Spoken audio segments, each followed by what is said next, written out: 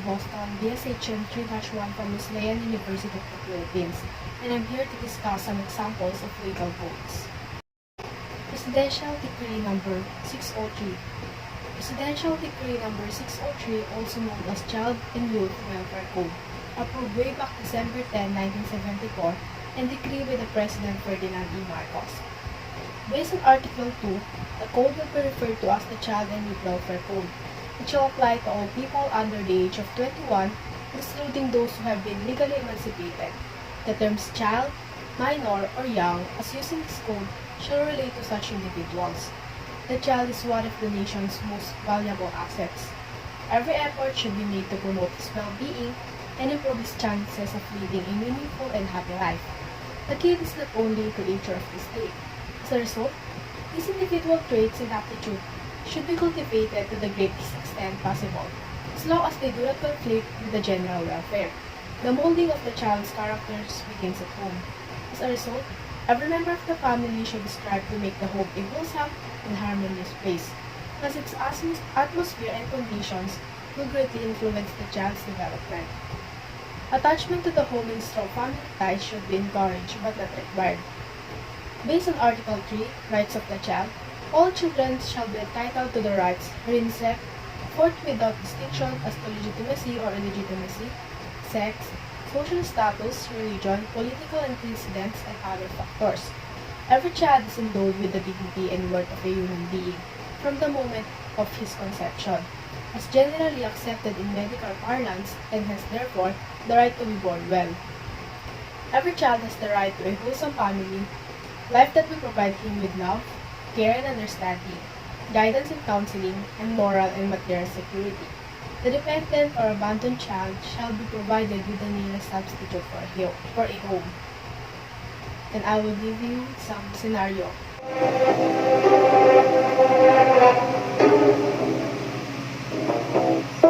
Karapatan.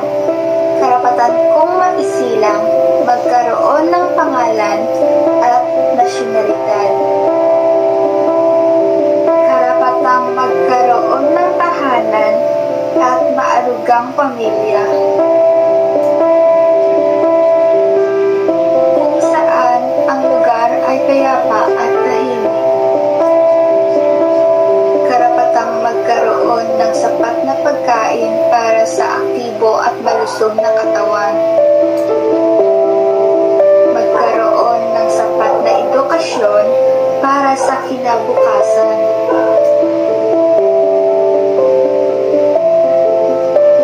Nang sa gayon, mapaunlad ang aking kakayahan. Executive Order Number 209, also known as the Family Code of the Philippines, was signed into the law by then President Corazon Aquino on July 6, 1987. The basic law covering persons and family relations governs marriage, legal separations, property relations between spouses, and parental authority, among others. The Family Code discusses conjugal property in Article 96 and 124. They state, among other things, that the administration of community property belongs to both spouses jointly.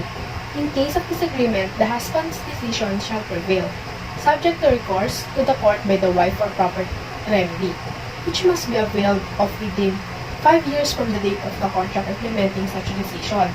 These powers do not include disposal or encumbrance without court approval or the other spouse's written consent.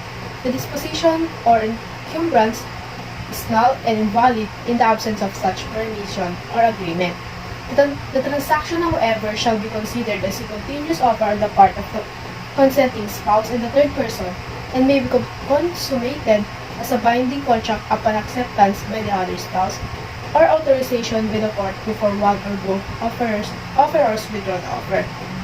And I will give you example of this executive order. Sa barangay Parada, Marisela City. Ako po ay nagdating sima. Ako po naging hanap buhay po. Kaya po kung dumulong sa inyo, upang malaman po, una po ang magiging kapakinabangan po sa aming naipundang mag-asawa. Sapagkat ang mga ari-arian na aming napundang ay inaantin niya lahat at nasa pangalan niya. At tungkol po sa titulo, Ito sakali po yung experimenta niya. Ihabol ko ba? Kung may karapatan ko ba kung mag-play ng mga bagay na ito? Dahil po sa pinapalaya niya po ako, hindi ko malaman kung ano po dapat kong gawin. Kaya po ako, tumutulog sa inyo at humingi ng tulong at ng inyong payo upang maging matunatagal po ang aking isip. Ngayon po, ang aking kalagayan na ngayon ay ako na po nag-aasikaso sa sarili ko. Ako na po ang nagluluto at ako ang bigyan pagkain ko. Ako rin ang naglalaba na dapat na gawain ng asawa. Pero ngayon po, mapinitisan ko lahat na yun.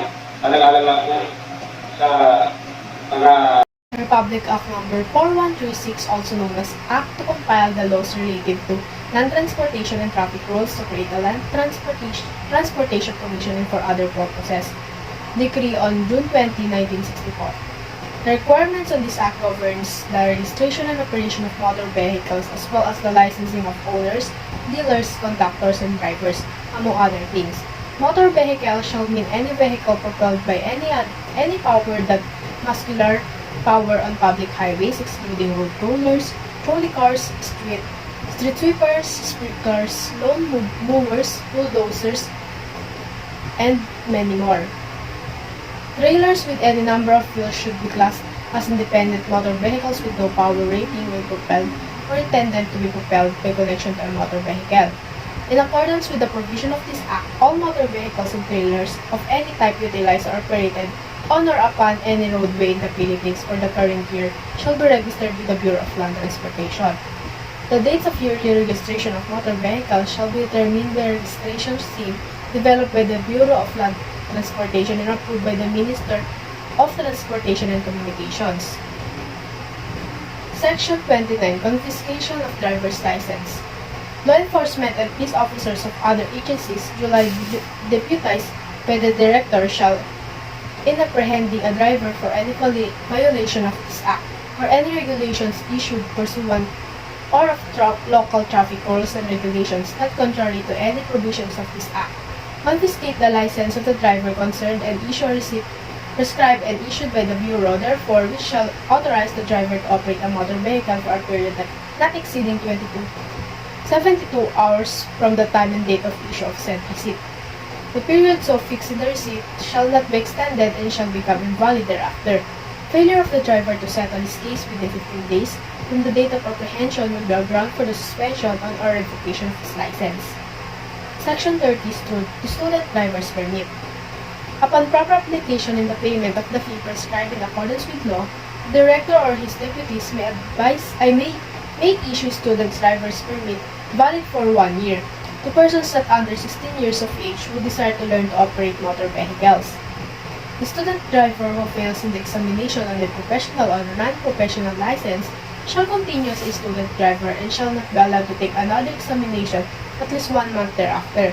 No student driver shall operate a motor vehicle unless possessed of a valid student permit and accompanied by July licensed driver. Republic Act 11766, an act fixing the validity period of the license to own and possess, registration and permit to carry firearms outside of residence or place of business. Decree on May 6, 2022. Republic Act Number 11766, signed by Duterte on May 6, increases the validity of the license to carry weapons and ammunition from 2 years to 5 or 10 years, modifying Republic Act Number 10591, also known as the Comprehensive Firearms and Ammunition Regulation Act. All licenses to possess a firearm, regardless of type or classification, shall be renewed every 5 years or 10 years, at the option of the licensee, which shall be owned from the said licensees, unless sooner revoked or suspended. Failure to renew the license on or before the date of its expiration shall cause the license to be revoked and the firearm or firearms under said licensee to be registered. RA 11766 further stipulates that the authorization to carry guns outside of the home is valid for 2 years from the date of application acceptance, unless sooner cancelled or suspended. Bill Number 7303, an act instituting absolute divorce and dissolution. House Bill Number 7303, an act instituting absolute divorce and dissolution of Marriage in the Philippines, decree on February 28, 2018. House Bill 7303 or the proposed was approved on the third and final reading by a vote of 134 to 57 with 2 abstentions. The bill declares that while the state continues to protect and preserve marriage as a social institution and the foundation of the family, it shall also provide spouses in irremediably failed marriage with the opportunity to secure absolute divorce under limited grounds, as well as judicial procedures to end the dysfunction of a long broken marriage. Save the children from the pain, stress, and agony caused by their parents' constant marital clashes, and grant the divorcing spouse the right to custody of their children. The bill also states that grounds for legal separation and annulment of marriage under the Family Code, de facto separation for at least 5 years, legal separation by judicial decree for at least 2 years, psychological incapacity, gender assignment surgery, irreconcilable differences, and joint petition of spouses shall be grounds for the grant of an absolute divorce decree. Furthermore, petitioners who are overseas foreign workers will be given priority in court hearings by the appropriate court. The court shall schedule the receipt of evidence for no more than 2 consecutive days, based on the petitioner's availability. The bill also allows for pag-is sa kabit mo, pag-is ka sa amin. Pero, mas hindi ko rin nakamunduan. Iniwan pa rin na kami. At ako lang ang nag-aaral sa mga anak ko. Nag-aalaga. Lahat ako. Kahit ang hirap-hirap. Tapos, pagka magpapadala pa siya ng pera noon, sasabihin niya, mga pulubi daw kami. Sakit-sakit kasi ayaw ko maranasan ang mga alam ko yung broken family kaya nalulungkot at tanggapin ko yung kabit niya. I tried asking lawyers about it and they were asking me a down payment of 100,000 pesos to get the ball rolling. I'm a teacher. I'm not even a minimum wage earner, but I cannot afford that amount. I don't have, who has disposable income of 100,000 pesos? My God. The thing is, my kids understand that their father is psychologically incapacitated, but it's a different thing to slap it on their father's face and for them to testify and have it documented. But their father is psychologically incapacitated. So how do I protect them if I use that ground? It's hurting my kids. Lagi kang ano,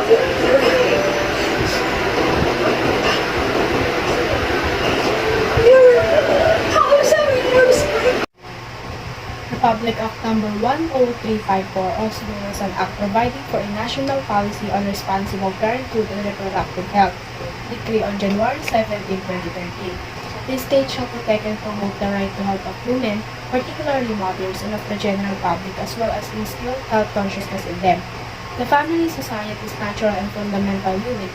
The state shall also protect and advance the right of families in particular and the people in general to a balanced and healthy environment that is in accordance with nature's rhythm and harmony. The state also recognizes and guarantees the promotion and equal protection of children's youth and unborn children's welfare and right. The state shall promote programs that 1. Enable individuals and couples to have the number of children they desire while taking into account their health, particularly that of women, and the resources available and affordable to them, in accordance with existing laws, public morals, and their religious convictions, provided, however, that no one shall be denied the right to have children for economic reasons. 2. Achieve equitable resource allocation and utilization.